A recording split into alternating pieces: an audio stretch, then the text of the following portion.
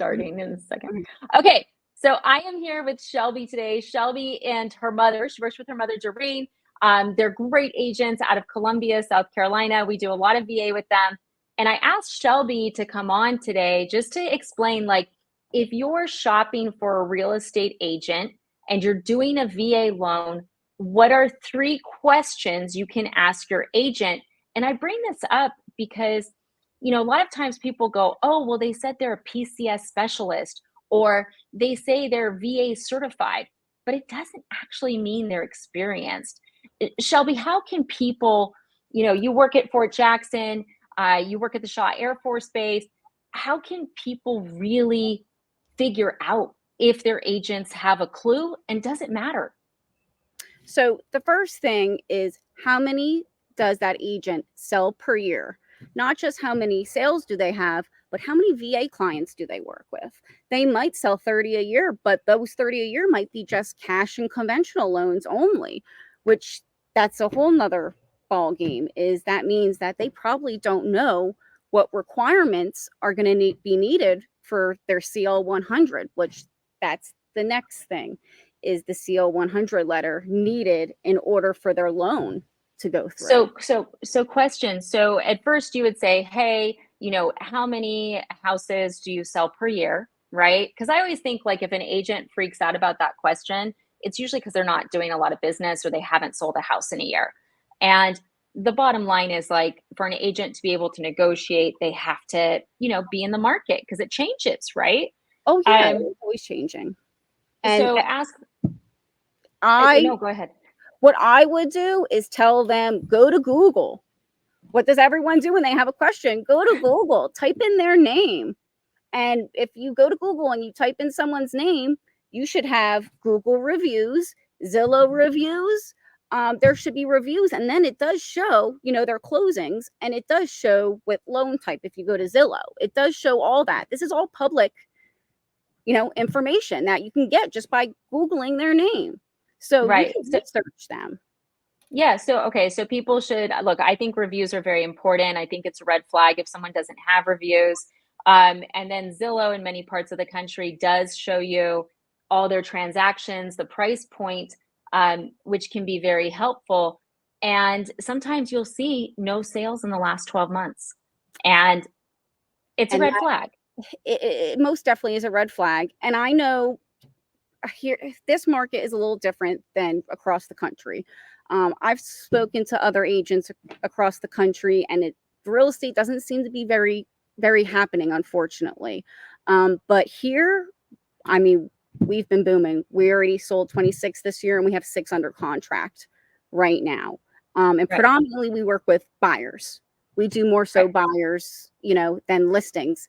The listings are taking a little bit longer to sell, but right now we're in a buyer's market here in South Carolina. Right. Okay, so people can go to Zillow, see what people are doing, and then I always say, look, don't click on Zillow to tour a house. If you click that button, you're going to be getting an agent that's paying them in order to get you as a lead, or they're giving up 40% of their commission to Zillow. It's not because they're an expert. So careful with those buttons, guys, because I've seen a lot of nonsense. Now, the CL 100. So would you say, ask the agent, oh, hey, like, how would they phrase that question? And then tell people what that is. So if I were the buyer, I would say, hey, are you familiar with what a CL 100 letter is? Just start off by the basics, asking what it is. And if they say no, or I'm not sure, immediate red flag. I personally would just go to Google and go find somebody else. And this is another thing that you mentioned about a lot of these military bases. There are some people that just do real estate part-time and they don't do it full-time. So they don't have enough experience under their belt to really know what it entails. So tell everybody what it is, because everyone's like, what is a CL 100? So a CL 100 is a clear termite letter. So the house needs to be free of termites and wood destroying organisms. For a VA mortgage, yes. For a VA loan, yes.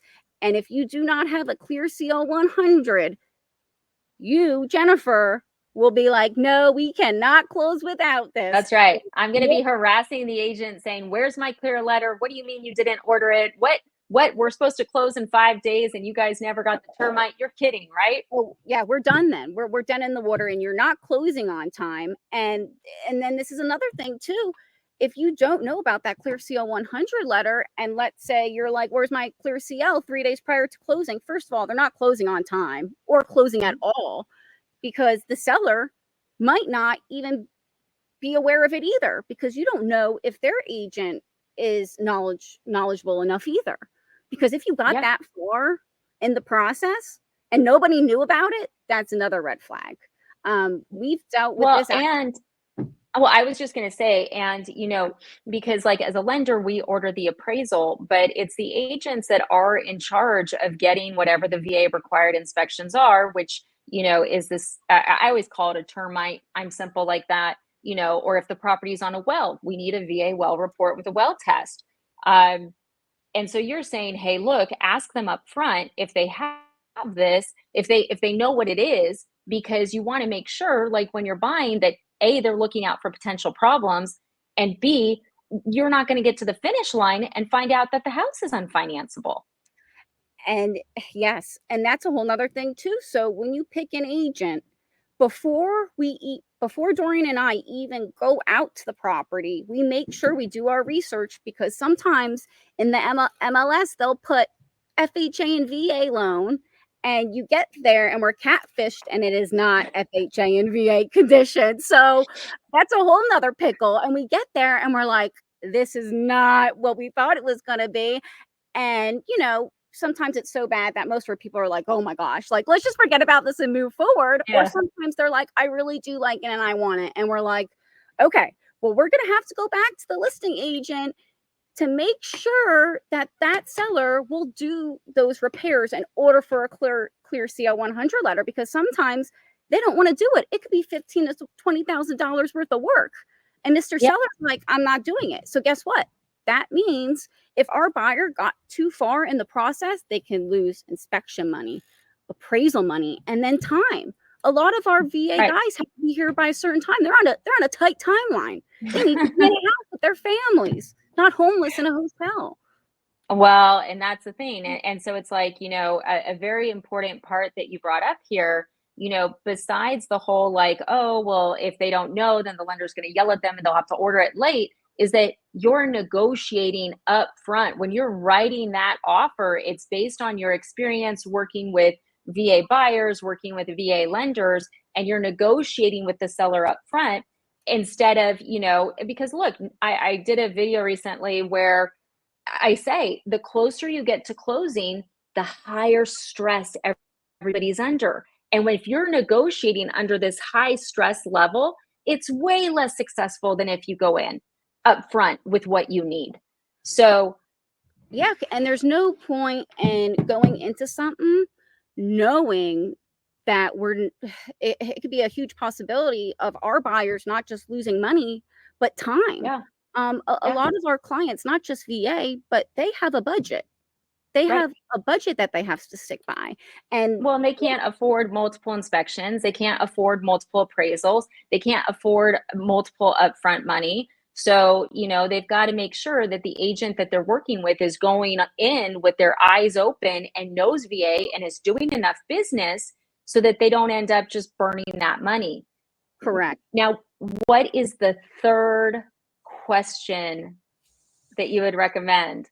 So, and you're like, okay. It kind of all ties together in a little way. So the next is, as a realtor, when you enter that home, can you figure out what the appraiser is going to call most likely? Because let's say I don't know what the appraiser is going to call versus if I do know. I'll give an example. One of our clients, house is beautiful, nice, but I go outside. There's no railing on the stairs. The deck is kind of slanting over a bit. I go, oh, shoot. The VA is almost 100% going to call this. So when he wrote the offer and we did our inspections, I was like, we got to put this in there. We got to put this in there to get the seller to fix it, because if we don't ask for it now and we don't get it done now, what we don't need less than a week before closing and the appraiser goes, oh, you need a hand railing and the deck is slanting over, and that needs to be fixed because people got appointments and schedules. Especially now, we're so busy here that some of our inspectors are a week and a half out. So that means that's going to postpone closing. And we see that a lot. So on the lender front, I'm in 48 states, and we don't always, people are coming with their own real estate agents, and we respect that. But a lot of times it's going to end up where we're like, hey, like these 3 things need to be fixed, that someone who has experience would have called out day one.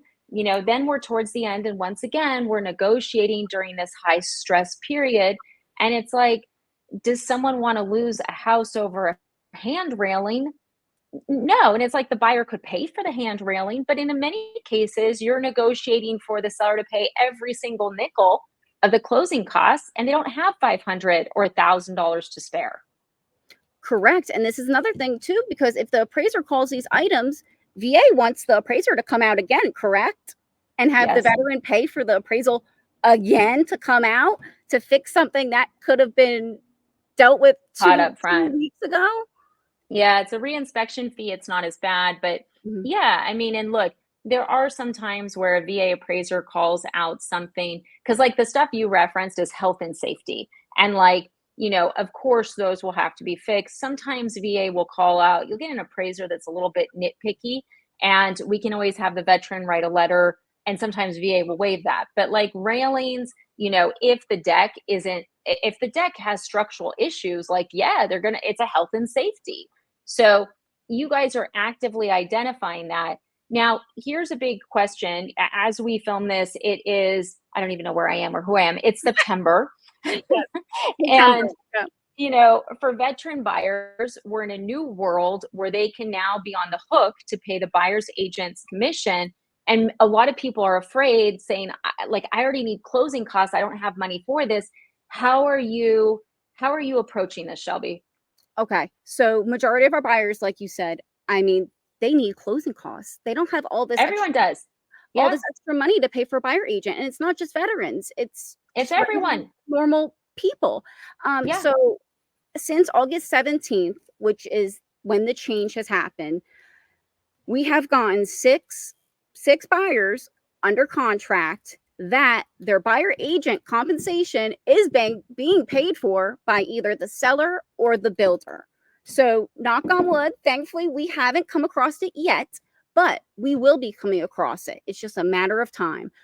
But the power is in the buyer's hands. So let's say we write an offer on a property and the listing agent comes back and says, we are not paying your buyer agent compensation. The buyer has the power to not buy that house, especially according to their budget and their needs, which majority, they don't have $6,000 or $7,000. No, nobody does. I mean, that's the thing. Inflation's out of control. Groceries are at an all-time high. I mean, at chicken breast, like 4 is $19 in Florida. I don't know how much it is there. I mean, that's organic, but even still. So I guess the big message is, look, you're going out, you're negotiating, like everything's a negotiation because you don't know if the seller will pay or if they don't. And the buyer should be able to see every house they want, and you're going to negotiate for the seller to pay it. And then it's up to if the seller wants to sell the house. Correct. And if, they don't want to pay it, then I know most of our buyers are like, I'll go find somebody else that'll pay for it. And we just move along, unless, they do have the funds and they really love the house and they're like, you know what, I love this house so much that I'm willing, to pay.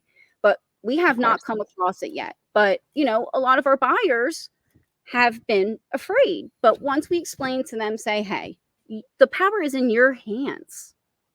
I think they're afraid, Shelby, because there's some agents out there that are telling buyers, hey, if you can't afford to pay me, you shouldn't buy a house, which, liquidate your 401k, save more money. And it's such a disheartening message because it's, excuse my language, I know you don't cuss, but it's bullshit. And if you have a strong agent, you can negotiate. And that's what you and Doreen do, is you negotiate. So, We're I'm always getting fired up. no, I know, and it makes us so mad too because, the American dream is home ownership. Home Yeah. ownership. That's the ultimate American dream that everybody wants.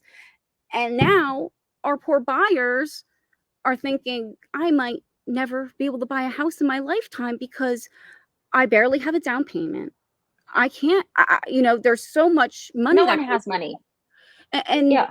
you know, and it's really sad that they feel helpless and they feel defeated. So they don't even try because they feel this way. But I know here in our market, it is a buyer's market here right now. Right now, our buyers are getting closing costs paid for. They're also getting repairs done as well too. And like I said, the last 6 buyers we've gotten under contract are getting their buyer agent compensation paid for. That is in the Columbia, Lexington area of South Well, Carolina. and look, it depends on the agent. So I think that the conversation, besides asking the 3 questions that you recommended, and look, those are good for the bulk of the United States. Like, look, there's certain areas where you don't need a termite, but it's only like 9 states. So for the bulk of America, those are the best, questions. But the key is going to be, when you have that initial buyer's consult, what is the agent's attitude? Because I'll tell you, I've seen real estate agents where I'll have one real estate agent that's like, yeah, I can negotiate anything, and they Mhm. kill it. And then the buyer finds this agent that's like, oh, you can't really negotiate here. So That's nonsense. That's so complete the nonsense. key is going to be finding that agent that's willing to fight for you. Now, the next question I have to ask, because the buyer's broker agreement is a big deal, and I've gotten calls where people, they clicked a button online to go tour a house, and someone said, you have to sign this before we tour a house. They didn't go through it. They didn't explain it. The buyer goes, oh my God, I'm married to this person for 6 months. How do you approach it? Do you just send it? Do you have a buyer's consult? When do they sign with you? So, for an example, let's say somebody made a web inquiry and we call them right away. Hey, I want to see this house. Okay, Mr. Buyer, you want to see this house. First, we need to go over the South Carolina disclosure of brokerage relationships with you first and the exclusive right to buy agreement with you. And most of the time they're like, what is this? Well, we need to go over all the different kind of agencies, relationships that there is. And then Mhm. also too, with what you said is, oh, well, I don't want to feel like I'm stuck with somebody for 6 months. I don't even know you. I literally just met you 2 seconds ago. I don't even know you, but you're telling me to use you for 6 months. Yeah, get married. Yeah, yeah. It's It's like, Married at First Sight. It's like that TV show. It's Married at First Sight. It's like, it's just nuts to me. So, how are you approaching that? all right. So what we do is over the phone, we say to make the buyer feel more calm. I know you don't know me from Adam, but you are coming in this weekend. We could just make the buyer agency for 2 days. And if you do end up purchasing those 2 homes, you do have to use us as a real estate agent. And this is another big important thing. You got to do your due diligence on what agent you're going to use, because Mhm. let's say they fall in love with one of those homes that they have a buyer agency with them. You're stuck with that realtor. Mhm. That's why you don't wanna just click sign, click sign. Like, people underestimate the power of a good real estate agent. And It's not the same. and you mentioned before Zillow. A lot of those agents aren't experienced agents. And No, I mean, they're paying to get your phone number, they're paying for you to call them. The top agents don't have to write a fat check to get business, because people call them from referrals. correct. And that's another thing too. If if you call someone on Zillow and they're like, "Oh yeah, I'll just take you out right now." That's not a good agent. A good Mm-mm. agent would sit there on the phone with you, explain everything, what's going on. I can't believe you're telling me that agents are just sending Oh, people yeah. this paperwork. Like, It's I not mean, really look, helping. look, I get all the horror stories because of YouTube, and it's like, and I've seen some of it where at different states with the listing agents, where they're calling the listing agent direct, and the listing agent saying you have to sign this, which also doesn't make sense. So there's a lot of mess going on, but the key is this: you're going to explain it to them. If it's someone that wants to see a house now, you would do it based off of a limited relationship. You don't want to marry them until you know who they are either. Well, and And this is another thing. So there you can either be a client or a customer of the brokerage. If you are a customer, we cannot advise and we cannot guide. So with Doreen and I, you have to be a client of the brokerage with us, because we cannot guide and we cannot advise you unless we go over this paperwork with you and have it signed. I mean, other agents might do a customer, but you're limited on what you can say and do. You can't help somebody if you're just a customer. Customer, you basically have to be like, okay, I'll meet you at the house. I just have to shut up and be quiet and open the door and let you in and not say anything. And that's so a whole people should, yeah, because that's not in every state. So basically what I'm hearing is in South Carolina, there is a difference between being considered a customer and a client. And if it's a customer, you're getting basically a door opener, which is what people call real estate agents when they hate them. And then with a client, you're getting the expertise that is it's the only reason to have an agent is if you're working with an expert. And that's the whole point. And if you are really looking to purchase a house, you want an expert. It's like, do you want a full-time surgeon or a part-time surgeon? Yeah. I'd be picking the full-time that knows what he's doing versus the one that's his side hustle. Well, and the negotiating, I cover that a lot, but I can't stress it enough because of how many states I'm in and everything else, I see everything. And I see agents that literally, they don't negotiate anything. They'll just say, oh, the house is listed at this. No, you can't get closing costs. No, you can't. No, you have to pay full price. And I'm sitting there going, the house has been on the market for 30 days. Like, what? It's laughable. And you know what? Unfortunately, and this is why realtors get a bad rep, because people don't feel like they have someone fighting in their best interest.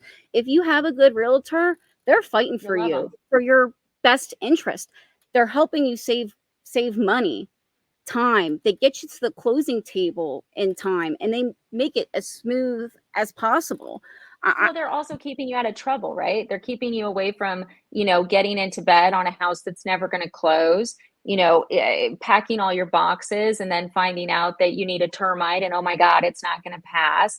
And, an experienced agent is basically saving you from all those nightmare stories that you see on Reddit. Do you ever go on Reddit, Shelby? No, I don't. No? Oh, you have to. I'm going to get you addicted. I never used to go on it, but I started going on it this year and I am addicted. The stuff you see is bonkers. So, okay, look, I know we've been going on for, oh my God, 22 minutes, Shelby. We're terrible. We were going to do a 7-minute video. I can keep going, Jennifer. I could go for the next hour if you want to go. Hey, Shelby, if I start a podcast, that's what we're going to need to do. So look, for now, let's end this one. We'll do another one so we can dive into more, but I appreciate you. Thank you for sharing those questions that veterans should ask. Thank you for letting people know, don't just sign these agreements. Yes, you need a negotiator. Know the dream of, buying a house in America. It's not dead. It's alive. No, you just it's alive need and well. A fighter. You just need a fighter. Yes. Oh, you said it perfectly, Jen, because you need a fighter. Because if you don't have a fighter, it's not going to go well. 100%. Okay. Well, Shelby, I greatly appreciate it. If anyone who's watching this is looking in the Columbia, Lexington, South Carolina area, reach out to Shelby and Doreen. They're amazing. And they're happy to answer any of your questions. Thanks, Shelby. Thanks for having us. Talk soon. Bye. Bye.